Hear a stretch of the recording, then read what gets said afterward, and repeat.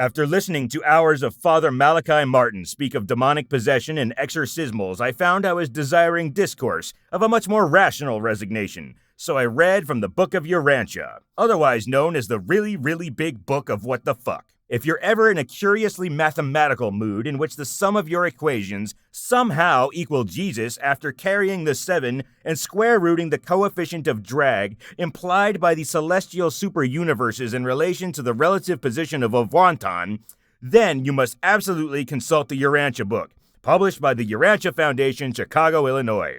A similarly printed copy, complete with gold leaf edging and near-translucent rice paper, built-in bookmark ribbon, and embossed hardcover, is slightly thicker when standing on a shelf than a King James Bible, and way more entertaining, I promise. I have never actually met someone who claimed to be a Urantian, but I have on several government documents. Someone has to.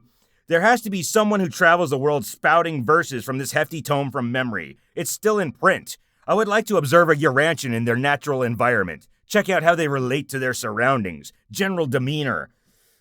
There's so many words in this thing, multisyllabic ones strung in defiantly long sentences. It was written in the 50s, before the advent of home computers. Someone had the nightmare task of checking the continuity before final draft publication, with, longhand proofreading notation. Urantians are not vague in any way ever. They know how many, where, when, why, and exactly what each one's name is. More than 1/4 of the pages are comprised of lists, detailing the exact, proprietarily named complements of, whatever.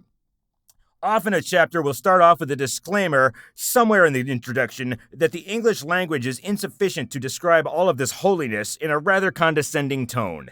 But we'll try, unevolved beings. Now pay attention. There's a quiz at the end of this subsection, and it isn't multiple choice.